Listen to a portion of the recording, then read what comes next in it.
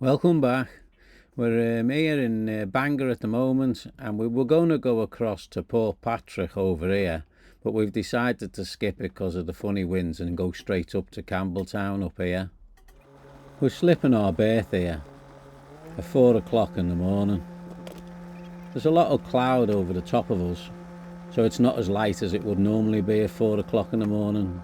It still looks a little bit dark, but I think we can see quite clearly in this light. So I don't think I'll have to worry much about lobster pots or any strange objects that we might come across. But it will be light properly within the next hour, that's for sure. We called up on the VHF to say we wanted to depart, and we tried a number of channels, but we got no answers. So I think everyone's asleep. But you gotta not take it for granted that everyone's asleep, because just when you think you're the only one somewhere, somebody else will pop up, just to show you the world's a busy place. And there's a lot of shipping out here, as I've already noticed on the AIS. And looking out for lobster pots when it's a little bit dark is always a little bit harder. Because the water's like a mill pond at the moment, we'll be able to see with good visibility anything on the surface of the water. There's a yacht coming in there, and that's just it. You're not on your own, there's always something about. They've obviously put a long night sail in to get back for work in the morning. Looking back at Bangor Marina, you can see just how bright that port light is on the end of the breakwater wall. When it comes on, you're not going to miss that, even in poor weather. That's a good beacon, that is. So you'll see that for miles off if you're coming in the dark, that is. Well, as we look a bit northeast, you can actually see the sun is trying to come up there somewhere. There's a little bit of red touching the bottom of the sky, because the sun's just over the horizon, and there's a few ships out, but most of them, fortunately, are anchored. That's Scotland over there in the distance. That ship's sitting in front of Donaghadee Sound. The island in front there is Copeland Island, and it's Mew Island on the end. That's good visibility to Scotland over there, but it's lower Scotland, it's the Port Patrick way, which we won't be going. And he's just at anchor, so he's not offending in any way, as we motor across Belfast Loch towards, I think it's Blackhead Lighthouse, or I think the landmass is at least Blackhead if the lighthouse isn't called that. Like you do when you're having fun. I took a couple of photos in the morning, but this one has a little dot on the horizon over here. So I'll go down below and have a look on the AIS and change my heading to port a little bit, because there's a boat up there where you can see the cross on the screen, and he's actually coming towards me quite quickly. And those rings I've got round me are 2.5 miles a ring, so he's 5 miles away, and look how quickly he sort of catches up on you. And he's a big looking devil, isn't he? Not as big as the Sunshine Mine, but a big looking devil. Well, this is his data, and as you can see by the SOG speed over ground, 19.6 knots. He's absolutely flying towards me, and I find this with any Stena Superfast, he can be on you quick. And there he is. And it wasn't long from where I first seen him as a tiny dot on the horizon until he just passed me, but he slowed right down when he was passing me, but not because of me, because he was entering the loch and there might be a speed restriction in it. Just look at the shipping round here at 5 o'clock in the morning, and I know it is a working day, but it looks busy. Well, I think that's Blackhead Lighthouse. I don't know any other name for it, and I think the headland it's on is Blackhead. Well, for at least the first 15 miles, there's not a breath of air, nothing at all. This is right out at sea in the North Channel. We put the mainsail up because it makes us a bit more visible if nothing else, but it seems to be a little bit of wind on the cups up there, but I think it's mostly what we're making ourselves. They're maiden rocks you can see with the light on top. This big fella ploughed up and he was doing his 20 knots, but neither of us had to alter course. That there in the distance that you can see, that's Ailsa Craig, not the birds, the lump of rock. I used to have an outboard engine called an Ailsa Craig, and it must have been named after the rock because it was made of a little motorcycle air-cooled engine, but it were quite good. The land that's ahead of us is Arran and the Mullaghtyre. We're 20 miles south of the Mullaghtyre at the moment. The little blue dot in the middle of the screen there is 13.9 metres down, and the seabed is 120 metres down, so it looks like a block of flats when you're under the water sticking up 100 metres. Wow. I bet you there isn't many days in the year the middle of the North Channel looks this flat. It really is smooth, it's bin bags. As we approach on the Firth of Clyde, the water coming out of here and hitting the water ebbing from the North Channel starts a little bit of a lump going, as you can see. Swallow's having a little bit of a bounce up and down, but it's nothing to do with wind. It's because one mass of water hits another mass of water and kicks you up a little bit. See, we've got 10 knots of wind there on the nose. Well, we're making 5 or 6 of that, so it's really 4 knots. Our speed through the water's dropped to 4.5 knots, but our speed over the ground's still at 5.5 knots. The speed's dropped through the water because the little lump's taken half a knot off us, because they're like little stoppy waves or splashy waves. This is a slightly different view of what it looks like going through where the two seas meet each other, or come together, or should I say the two currents collide.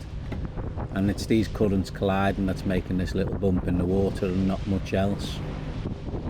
This is the North Channel, and the main ebb runs this way up the North Channel. Well, the ebb from the Firth of Clyde comes this way, and the result of those two currents meeting puts a lump on the water in this area around here. And that obviously the lump gets worse when the weather gets worse, but the lump never seems to get any better even in a flat calm, because it's the two currents are opposing each other. And our course goes straight through the middle of it all, so that's why we've got the pleasure of the bump. We've got one tide in our favour really, the North Channel tide, and the Firth of Clyde tide is not in our favour because it's coming against us. Well, we've got 15 knots of wind up there, but we've got so much leeway now, and it's not leeway from sailing, it's leeway from tide in our direction, and that's the Firth of Clyde tide. Leeway's the boat going off course to either direction, in this particular case to port. We're doing alright though, because we're about 8 miles south of Sander Island, which is right by the Mull of Kintyre, which is zoomed in there, and when I zoom it out that gives you an idea of how far away we are, which is not that far away. The splashing's getting a bit more though. We've got a little couple of knots of wind on our nose now as well, probably about 10 knots of breeze, making it feel like it's a bit more than it is, and it's kicking our little bit of a lump up just a tiny bit more. I mean, this sea basically is still slight, except this bump gives you the good splash as you're going along. Now this is a good one, that went out about 20 foot at least either side, but the only problem is when we have one of those good waves that gives you a really good splash, it actually takes a bit of the boat speed away, and when you lose a bit of your boat speed, that adds to your leeway and adds to your time that you're going to be travelling. And when you're travelling under motor, you want to get it over more so than prolong it. It's not like when you're sailing. Lisa, however, she likes it when it gets a little bit lumpy and we're just motoring into it, and if the weather's sunny and it's got a little bit of an okay temperature, she'll go sit up front. That's where she wears. She actually enjoys the splashing, she likes the sound of it, she likes the feel of it, and she can sit there for hours. But she can't read a book or anything while she's there, that's for sure. She's got a waterproof sort of coat thing on, so she's taken no chances really, because the waves do land on the foredeck every now and then. It's about here that you see the difference between our videos and everybody else's on YouTube.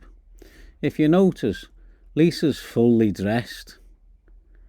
She's not got a bikini on because we don't get the temperatures where she can sit there on the foredeck with a bikini on. And I'm not sure I've got enough money to bribe her to put a bikini on and sit on the foredeck anyway. I'm not sure where she gets this fascination from, or what she actually sees in sitting in the bow and getting a wave over her every now and then. But it's probably the little girl who's still inside her somewhere. I mean, just look at that face for someone who's having fun. That's the Mull of Kintyre. I should play you some music about now, the Mull of Kintyre song at least. but I'm scared of the copyright of it, so you'll have to hum it to yourselves, I'm afraid. We're not that far away from it. You can see all the green fields. You can see the houses and the roads as well. And this little island, we're 2.5 miles away. It's called Sander Island. There's a boy off it, a port hand boy just out there. You can't see it on the camera, but it is there. It's just underneath the blue square on my chart. The speed over ground's dropped a lot now because we've got a bit more wind on the nose than we require to keep a good speed up. So my speed through the water's fallen down as well. But we're still getting there, so it's not a problem. And it's still a bit bumpy at this point outside. So I have to put the wipers on every now and then to clean the water off the screen. Well, here we are as we slip past Sander Island. And as you'll see in a minute, there's an odd couple of rocks which poke out in front of the island there and there. They're called Sheep and Glunnymore respectively. And a little bit further off them, you can just see the red buoy pop up into the screen there if your eyes are good. You can see mid-screen now, mid-screen, red buoy. And that obviously keeps you clear of all of them. There's a lighthouse on top as well, should help you in the dark. Well, I don't think we've got that far to go now. The headland I can see in the distance there, which has still got plenty of colour in it, I think it's just around that corner. This is the first yacht we've seen in ages. And I tell you what, if you look in the background, there's an odd couple of more scattered round, all seem to be appearing from nowhere at this point in time. Well, he gives us a smashing big wave. See the wave, size of that wave there, you can't miss that. So we wave back and say hello. And then he goes on to have this lovely backdrop of Ailsa Craig come into the picture. So he's got a nice shot of his boat there going past Ailsa Craig. If only he could get his hands on that shot. Well, all of a sudden the air veers a little bit. It's probably the land, but it means we can get our sails out and have our first sail in Scottish waters. Is what we're doing now. Now, we mightn't be breaking any speed records, but it's a record for Swallow. To my knowledge, she's never sailed in Scottish waters before in her life, and she's doing it now. So she's having a little slip along, showing Scotland what she can do, what she's made of. And after about 7 hours of having a motor humming away in your ears, this is an absolute blessing. And having this chap up here in the sky with you, well, that's a blessing too. This next job I've got to do, put up my courtesy flag. This flag's named the St Andrew's courtesy flag. He's the patron saint of Scotland, he is. And surprisingly, a number of other countries too, and occupations. A very popular patron saint, I'd have said. Well, he's blessed us with a little bit of fine weather. When you look at that lovely blue in that sky. The dark hills on the starboard side, that's over my head and behind my back. Well, that's the island of Arran. But we're off to a little town called Campbelttown, hopefully. If you look where the boom ends, just above the end of the boom there, there's a tiny little island. I think it must have been a pirate's island, because it's called the Var. Or I think it's called the Var anyway. Why do I always seem to get a twist in the flag line when I'm pulling something up? I don't know. I think I check it before I put it up, but I always get a twist anyway. Right, round that little island, the inlet I think must be called Campbelttown Loch, because I couldn't think of another name and I can't find another name for it, so it's the Loch of Campbelttown. Now, whenever I'm busy doing something on the foredeck, my brother has a sixth sense somewhere, and he knows that this is the time that you should phone me whenever I'm busy. I could be anchoring or anything, but he'll know I'm on that foredeck doing something, and that phone will ring and it will be my bro. Well, this is the east coast of the peninsula of Kintyre, and a beautiful coastline it is as well, especially as the sun is shining and making the best of everything. Well, let's have a little look round. If I look east, I've got the Isle of Arran. It's a massive island and it goes on and on. Its westernmost point falls down to an area known as the Kilbrannan Sound. That's that way. And to our left, well, that's obvious, that's the peninsula of Kintyre. And our way in, to where we're going. Down there to Campbelttown. You can just see behind the island there, if I look down, pan down there, that's Campbelttown, but you can't go that way. We have to go around the island of Devar with its little white lighthouse on the corner, which is not so little as you're passing it. And then when you look down the loch, you can see buoyage. Can you see that red? That's the first one I can see, that red boy there, and he's got a green fella on the opposite side there. As you head down, it's deep and straightforward. Just head towards the buoyage and there's nothing to watch out for really. Halfway down the loch when you get to the red and green, that's all you're interested in, finding that red and that green, and you can see them from the beginning of the loch. The green that's in the middle of the screen down there, that's where you're going to next head for. So you're going to put this first green to your starboard side, and then you're off to the next green, put it to your starboard side, and then what you'll find is you can actually see your way into the moorings from there. I think you can see Ailsa Craig from anywhere in Scotland, it looms that big. I guess he's a boy of the olden days. He looks like he's stuck to the floor, and he's the modern days. And it's to protect you from this bit of an outcrop which comes along. But soon as you're around this next green buoy and you've missed the outcrop, you can see the town opening up over there. As you pass the second green buoy, you're supposed to look for a TV aerial on the mountains. I guess it's that one up there. And he forms your heading. Head for the TV buoy. The TV aerial. Looking round on the way in, it's a very, very beautiful place. It's got nice scenery everywhere you look. Look at that heather growing up the hill. And the town's pretty damned obvious when that comes to light. There it is in front of you. There's some swinging moorings on the right there. On the north side of the loch seems to be the chosen place to stick your nice big house. And there's some beautiful houses as you're coming along the way here, coming in. Sitting there staring at the sunshine, which makes me think nobody's got a sunny back garden. But it looks like they've got an absolutely beautiful view out the front window. These are the moorings, the swinging moorings just on the end as you come in. There were a handful and there were a couple to spare as well. I'm not sure why at this moment in time, but the wind's just picked up. And I don't think it's picked up outside. I think it's just picked up in this area. Like the end of the loch draws the air down. And it's quite breezy. I'd have probably said, without looking, they've got probably about 20 knots. And we've got to come alongside.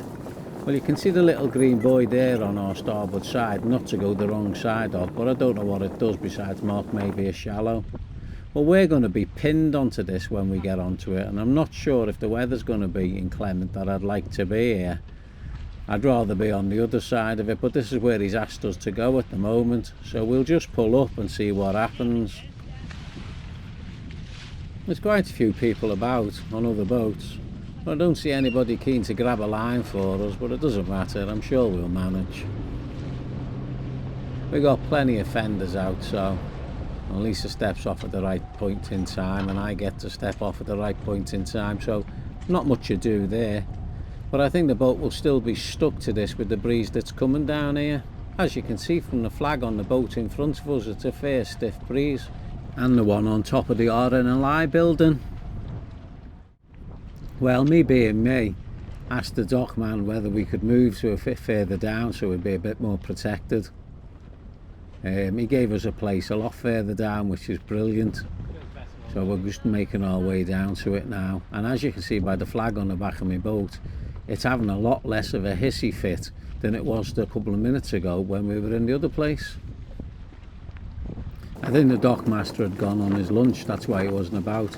But he's about now and he's about to help us in. It's this nice chap here with the pinkish top on. Very helpful in every way he can be, which is really good. And it's not really windy again. I just speeded it up. Watch the flag will slow down now. There you go. It's nice, it's leisurely again.